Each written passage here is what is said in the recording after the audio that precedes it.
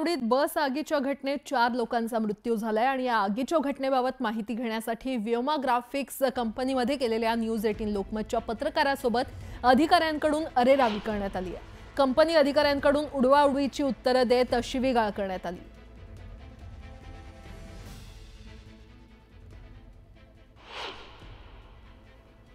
व्योम graphics हिंजवाड़े के MIDC इलाके में है और जो आरोपी ड्राइवर था जो पीड़ित थे वो इसी कंपनी में काम करते थे और काम करने के बाद अब ये तफ्तीश की जा रही है कि पुलिस यहाँ पर पहुंची है कि वो जो केमिकल था उसने कैसे चुराया था।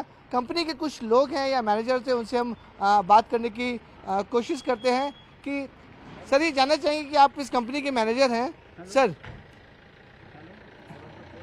हाँ, ये देखिए, ये मैं आपको तस्वीर दिखा दूंगा कि इस कंपनी के व्योमा के ये मैनेजर हैं, इनसे बात करने की कोशिश करते हैं। सर ये क्या हुआ था उस दिन? अरे मैं बात कर रहा हूँ फोन से, आपको समझते नहीं क्या? मीडिया वाले 4 लोगों की डेथ हो गई। अरे बात कर रहा हूँ, फोन नहीं, डिपार्टमेंट से बात कर रहा हूँ। पागल है क्या आप? तो नो कमेंट्स। मैं कुछ बोलने वाला नहीं, मैं फोन के ऊपर बात कर रहा हूँ। बेंजीन केमिकल आपके यहाँ से चुरा लिया जाता है और आपको आप बोलते कि कुछ हो रहा है। हाथ मत मारिए, कैमरे पे हाथ मत मारिए आप। मेरे को फोन के ऊपर बात कर रहा हूँ। आप ऐसे बदतमीजी नहीं कर सकते हैं। आप पागल है क्या? मैं नो कमेंट्स बोला है ना, नो कमेंट्स बोला है ना मैंने। 4 लोग की डेथ हो गई, आप नो कमेंट बोल रहे हैं। अरे मैं फोन के ऊपर बात कर रहा हूँ ना, PSI के। आप मैनेजर इस कंपनी के? No comments, no comments. इस कंपनी के मैनेजर है, 4 लोग की डेथ हो जाती है और आप बदतमीजी कर रहे हैं मीडिया के साथ। वो बदतमीजी मत कर, मारेगा मैं। मारिए, मारिए।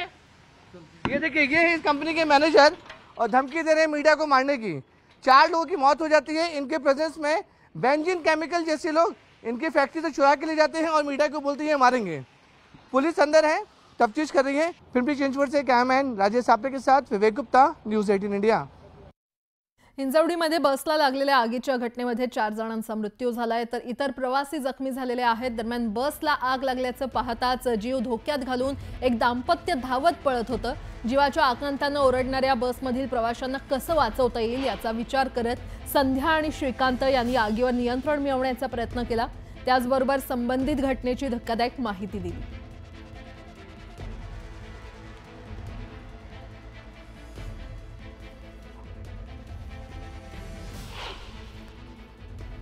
जळत्या बसमधून काही प्रवासी जे आहेत त्यांना उतरण्यासाठी ज्यांनी प्रयत्न केला, काचा फोडल्या किंवा हा सगळा म्हणजे पेटती गाडी जेव्हा 200 मीटर येते त्या तिची आग भडकते असं असताना देखील धावत पळत जाऊन त्यामधले काही प्रवासी वाचू शकतात का यासाठी प्रयत्न करणारे हे काकडे दाम्पत्य आता आपल्या सोबत आहेत। नेमकी घटना कशी घडली आणि कशा पद्धतीनं त्यांनी वाचवण्याचा प्रयत्न केला जाणून घेऊया।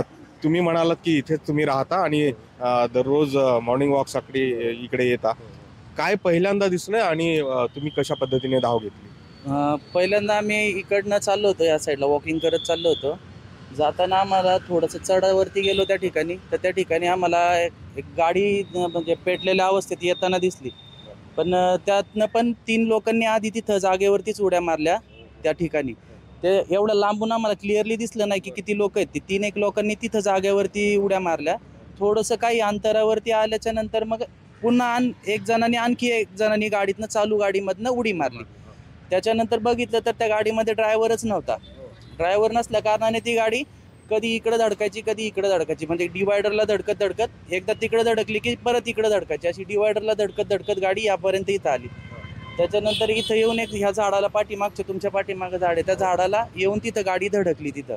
बरोबर। नंतर मग आम्ही जी व्यक्ती पडली होती त्यांना उचलून साईडला ठेवलं, त्यांनी स्वतः उठले, त्यांची बॅग वगैरे मोबाईल सगळं। म्हणालात की काचा फोडण्याचा देखील तुम्ही प्रयत्न केला? हो, त्याच्यानंतर मग त्यांना आधी सेफ करून सगळे मग लोक या शेजारच्या कंपनीतले सिक्युरिटी गार्ड होते 1-2 आणि आम्ही असं दगडी ब्लॉक वगैरे जे होते त्याच्याने आम्ही ते काचा फोडण्याचा प्रयत्न केला। पण आगच एवढी प्रचंड आग लागली होती त्याच्यामुळे ते त्यांना विझवण्यास शक्य नाही झालं तेवढं। आणि आम्ही दरवाजा पण खोलण्याचा प्रयत्न केला, पण जाळ एवढा होता की त्याच्यातनी तो दरवाजा पण खूप तापलेला होता। हा, तापलेला। पण ताई तुम्ही स्वतः हे सगळं पाहिलं आणि तुम्ही CCTVच्या फुटेजमध्ये आता दिसतंय की धावत पळत येऊन ती आग विझवण्याचा प्रयत्न करत होतात। इथे शेवटी जेव्हा गाडी येऊन धडकली त्यावेळेस तुम्ही म्हणाल की त्यावेळेस कोणीतरी बाहेर पडलं, त्याची काय अवस्था होती आणि सुरुवातीला हे बघितल्याबरोबर तुम्हाला काय वाटलं? हे सगळं मला प्रचंड भीती वाटली। माझे मिस्टर त्या गाडीच्या मागे धावत होते मदत कार्य करण्यासाठी, पण नाही ना ती जे पडले होते ते अक्षरशः इतके भाजले होते, ही साईड वगैरे सगळी भाजली होती, त्यांची केस वगैरे खूप विचित्र दिसत होते ते.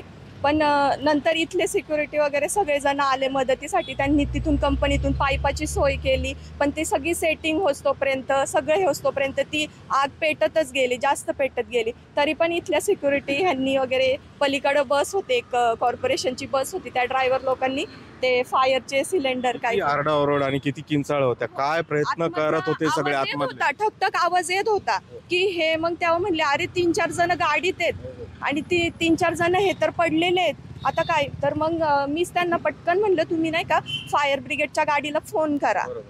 मग त्यांनी फोन वगैरे लावला, पण ट्रॅफिक होती आणि ती गाडी येतोपर्यंत सगळं हे होतोपर्यंत जरा थोडा टाइमच झाला. तुम्ही स्वतः देखील या लाईन मध्ये आहेत असं म्हणालात, तर काय वाचू शकले असते? म्हणजे शेवटी जो बाहेर पडला त्याला तर तुम्ही स्वतः उचललं, त्याची अवस्था काय?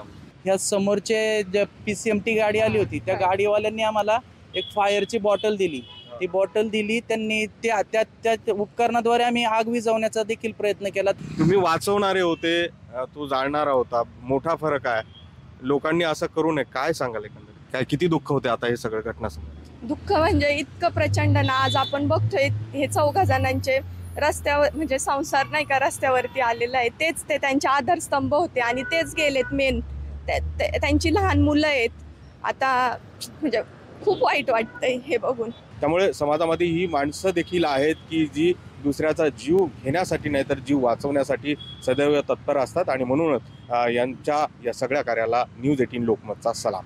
जर्नलिस्ट सूरज पाटील सर, गोविंद वाकडे, न्यूज 18 लोकमत, हिंजवडी. आणि या